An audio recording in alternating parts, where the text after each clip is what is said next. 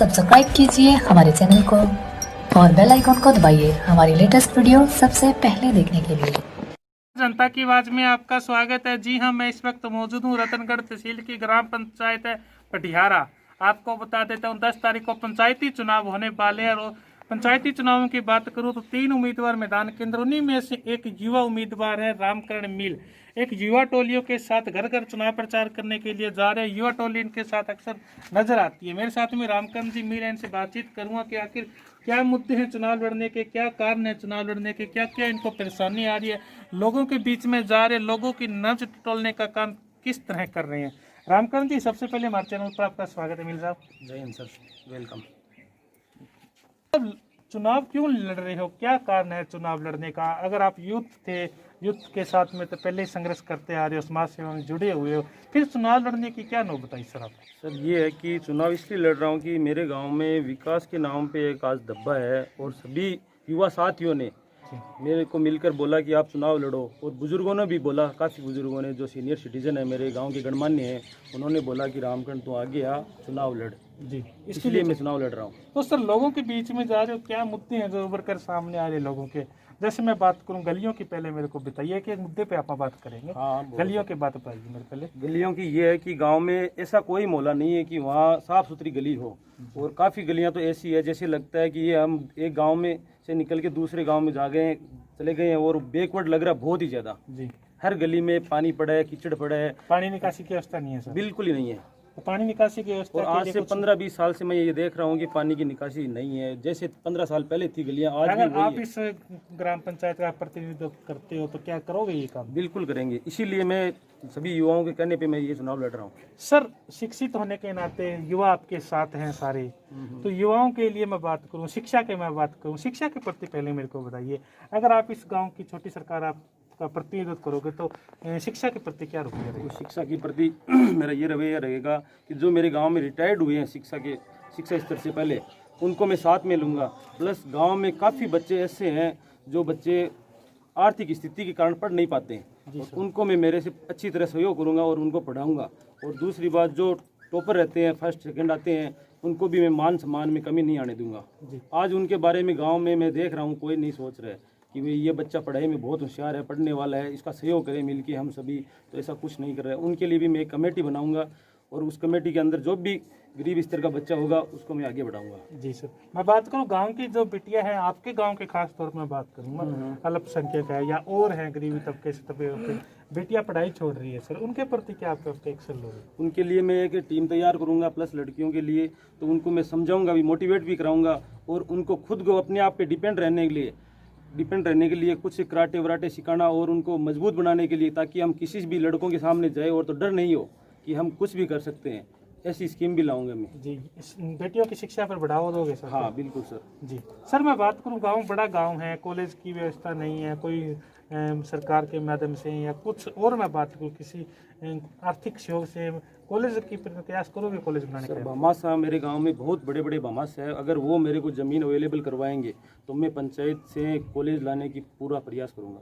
जी sir, आपके साथ में एक यूथ टोली आपके साथ में चल रही है। यूथ टोली की मैं बात करूं, आज की यूथ टोली है अक्सर नशे की ग्रस्त में ज़्यादा आ रही है। पंजाब हरियाणा के बाद राजस्थान का भी धीरे धीरे नंबर आता आ रहा है।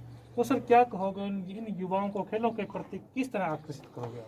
इनको मैं खेलों के प्रति इस तरह आकर्षित करूंगा कि हमारे यहाँ ग्राउंड है, उसमें मैं एक तो अच्छा ट्रैक बनाऊंगा दौड़ करने के लिए, और जिम भी बनाऊंगा, एक हॉल बनाऊंगा अच्छा, उसमें जिम भी लगवाऊंगा, ताकि वो नशे से दूर हो जाए, और एक्सरसाइज करेंगे तो नशा अपने आप करना छोड़ देंगे वो। जी, वैसे भी हमारे गांव में नशा करने वाले बहुत कम है, लेकिन ये भी मैं प्रस्ताव अच्छी तरह सोच रखा है मैंने। जी, जो भी सर क्रिकेट है, वॉलीबॉल है, फुटबॉल है, कोई भी हो खेल हो, उनके प्रति क्या रहेगा सर? उनका सामान अवेलेबल करवाया जाएगा इन बच्चों? बिल्कुल बिल्कुल सर, जो भी बच्चे जिस खेल से रुचि रखेंगे उनके लिए मैं मेरे पास से उनके लिए सामान अवेलेबल करवाऊंगा। जी बिल्कुल, सुन रहे हैं सारे युवा, अच्छा, कोई दिक्कत नहीं। चलो सर, मैं करवाता भी आ रहा हूँ अभी तक। अच्छा, करवाते हो क्या पहले?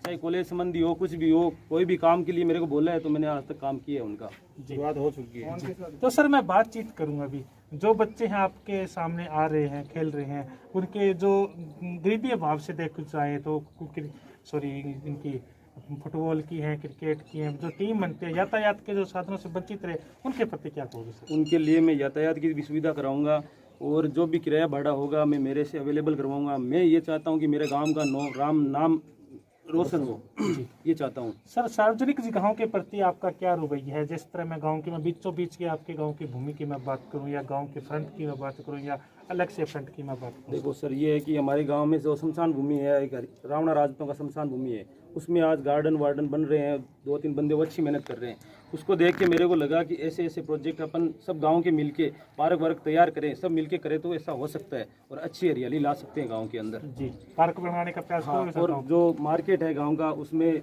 जो रोड लाइट होती है, वो जो टावर लाइट होती है ना, हाई मास्क लाइट होती है, टावर लाइट बोलते हैं उसको, वो मार्केट के अंदर और बस स्टैंड पे मैं पंचायत से प्रावधान ला के लगाऊंगा। जी सर, मैं गरीब लोगों के बीच में गया हूँ। गरीब लोगों की बड़ी समस्या आती है प्रधानमंत्री आवास योजना को लेकर।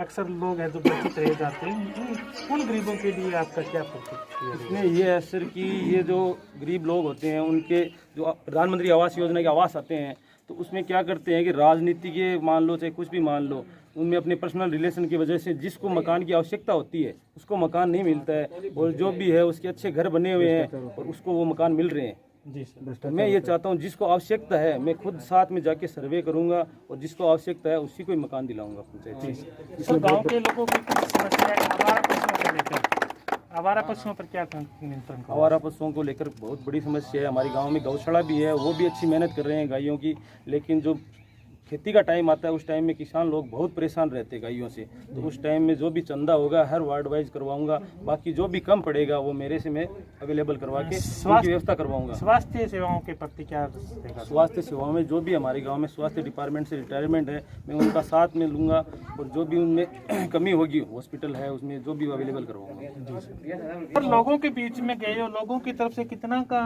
आपको रुझान मिला है? जीत से कितना क्या आश्वासन हुआ? सर, मुझे लग रहा है मैं अच्छा सहयोग मिल रहा है मुझे युवाओं का, और मेरे सीनियर सिटीजन है वो अच्छे से मेरे से कदम मिला के चल रहे हैं, और मुझे लग रहा है कि मेरी एक अच्छी लीड से जीत होगी। जी, तो सर क्या अपील करोगे हमारे दर्शकों से, अपने गांव की जनता से आप? मैं यही कह रहा हूं कि वो भी जो चुनाव लड़ रहे हैं, हमारे सीनियर सिटीजन है, गार्जियन है, वो भी, उनको भी मैं ये कह रहा हूं कि मान सम्मान में आपकी कमी नहीं आने दूंगा। अगर मैं भी हार गया तो मैं भी आपका हूँ, और आप भी हार गए तो हमारे हो। जी, तो क्या अपील करोगे सर? अभी आपका थोड़ा चुनाव निशान है। और मेरा चुनाव निशान है, अलमारी का निशान है, रामकरण मील मेरा नाम है। जी, धन्यवाद सर बातचीत करने के लिए। रामकरण मील जिंदाबाद, वोट फॉर अलमारी, वोट फॉर अलमारी। सर, क्या कहोगे रामकरण जी मील जो आपके गांव के अंदर चुनाव प्रचार के अंदर लगे हुए हैं, लड़ रहे हैं, क्या कारण मानते हो ये युवाओं के साथ लेकर चलेंगे? देखो, सबसे पहले मैं ये कहना चाहूँगा कि ये मेरा छोटा भाई है। हम 3 भाई है जिसमें सबसे छोटा है। अच्छा, आज लोग, जब ये लॉकडाउन से पहले चुनाव की बात आई थी तब इसने पर्चा भरा, चुनाव किया, तब हमने इसको बोला कि नहीं चुनाव नहीं लड़ना है। तो इसने बोला कि नहीं, मुझे सारे युवा, सारे बूढ़े बुजुर्ग सब कह रहे हैं कि नहीं तेरे को चुनाव लड़ना है, हमारे गाँव की जो समस्याएं हैं उनको पूरा करना है, इन समस्याओं का हल तुम ही कर सकते हो। और आज तक जो कुछ मतलब होता आया है, इस चीज़ों को सबको हमें परिवर्तन करना है। एक नया युवा आएगा, उसका नया जोश होगा, वो सबको साथ में लेके चलेगा। ये जो भी अपना सबका भाईचारा बढ़ेगा, जो जातिवाद है, जो भी वंशवाद है, कुछ भी होगा वो सब हट जाएगा और हम सब एक रहेंगे, हम सब एक साथ आगे बढ़ेंगे और विकास की ओर बढ़ेंगे। फिर जब लॉकडाउन हुआ तब भी मतलब एक इतनी बड़ी भयानक बीमारी थी, सब घर में सब जितने बड़े बुजुर्ग थे उन्होंने बोला कि नहीं बेटा बाहर नहीं जाना। हमने भी इसको बोला कि बाहर नहीं जाना, तू बाहर जाएगा तो हमारे भी ये बीमारी बहुत लग सकती है। पर इसने फर्स्ट डे जिस दिन लॉकडाउन लगा उस दिन से बाहर ही बाहर घुमा, और उस टाइम मेरे हिसाब से केवल 2 या 3 लोग बाहर घूमते हुए दिखते, क्योंकि उस टाइम इसका जो स्तर था वो भयावह था और अपने अंदर बहुत बड़ा डर था। पर इसने उस डर को नहीं देखा और सब लोगों की जो जिसके मतलब सबसे ज़्यादा ज़रूरत थी उसके साथ खड़ा रहा, उसकी हेल्प की।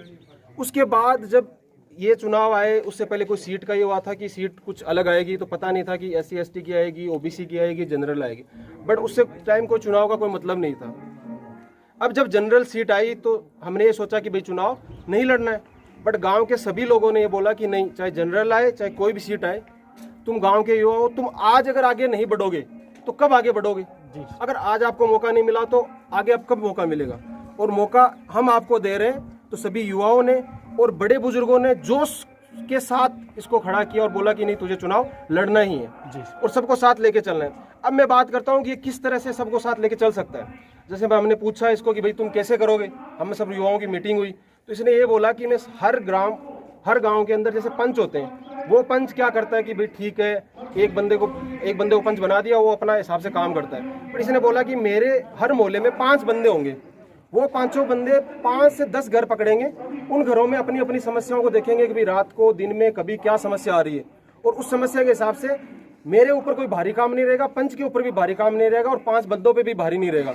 वो आराम से अपनी इन्फॉर्मेशन को शेयर कर लेंगे। जैसे कि आज भी हम सब लोग मिलजुल के रह रहे हैं, मिलजुल के अपना काम कर रहे हैं, और जो विपक्ष है वो भी हमारे ही परिवार से हैं, हमारे ही बड़े बुजुर्ग हैं, उनकी हम हमेशा आदर करते आए हैं, आदर करते रहेंगे। हमने आपने सबने उनका आदर किया है और आगे भी आदर करते रहना है। तो सबको मिलके काम करना है, सबको मिलके चुनाव लड़ना है। ये अपना एक उत्सव है, इस उत्सव को आराम से, प्रेम भाव से, भाईचारे से, बिना किसी नफरत के, बिना किसी जातिवाद के प्रेम से लड़ना है। और प्रेम से लड़ते रहोगे, प्रेम से इस हिसाब से आप अपना चुनाव को काम करते रहोगे तो आपकी जीत निश्चित है। धन्यवाद। हाँ जी नेताजी, क्या कहना चाहोगे जो रामकरण जी चुनाव लड़ रहे हैं, किस तरह के युवा दिखते हैं आपको? पहली बात तो बता दूं सर, आप हमारी वीक में आए, आपका स्वागत है। मैं ये कहना चाहता हूँ कि रामकरण मिल कोई नाम किसी देखने या सुनने के मोहताज नहीं है। मैंने लॉकडाउन में देखा है, हमको ये पता नहीं था कि हम जिएंगे मरेंगे लॉकडाउन में। उस टाइम इस बंदे ने आगे आके सबको मोटिवेट किया और मोटिवेट करते हुए गांव की जनता की सेवा की इसने। तो मैं तो ये चाहूँगा कि ये पंचायत में आए, मैंने इसका गांव के प्रति जो सहयोग रहा है वो देखा है इसने, और युवाओं ने देखा है। युवा आज क्यों जुड़ रहा है इसके साथ? इसीलिए जुड़ रहा है कि इसने गांव के लिए कुछ न कुछ उस टाइम किया जिस टाइम जरूरत थी, गांव को जरूरत थी, उस टाइम इसने किया। तो मैं यही कहूँगा, सभी से निवेदन करता हूँ, सभी से अपील करता हूँ कि इस युवा साथी का साथ दें और इसको भारी मतों से जिता के पंचायत में बिठाएं, ताकि ये गांव के प्रति और हमारे प्रति लगन से काम कर सकें। चलो, ये थे मेरे साथ में रामकरण जी भील और उनके भाई थे और उनके समर्थकों ने मेरे साथ में बातचीत की। लेकिन आपको बता देता हूँ, ये तो 10 तारीख को पता चलेगा कि लोगों की कितनी की जिन्होंने नब्ज टोली है और लोगों से जो आश्वासन किए हैं और लोग कितने के आश्वासन पर खरा उतर पे है, ये आने वाली 10 तारीख को पता चलेगा। तब तक आप हमारे साथ बने रहिए, हमारे चैनल को लाइक करें, सब्सक्राइब करें, ताकि आपको न्यूज़ हमारे चैनल के माध्यम से मिलती रहे। धन्यवाद।